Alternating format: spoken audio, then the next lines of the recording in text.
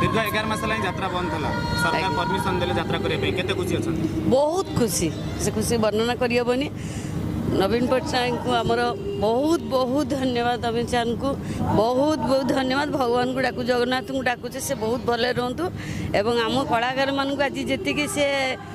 जो खुशी देइचंदी जो आनंद देइचंदी खाली पैसा रोजगार कले किए आज्ञा बड़ हो जाएनी क्या दुख दूर हो जाएनी कलाकार रंग पाउडर मुहर मारले ही दुख दूर हुए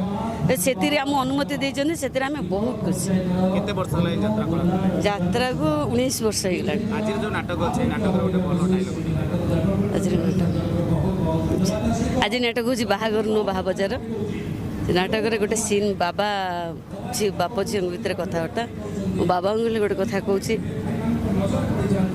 आसला बेले मो गाल पर लुहर दिधार देखी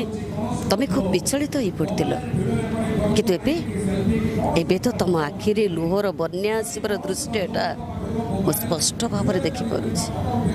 कौन कर तुम केमी निजक रक्षा कर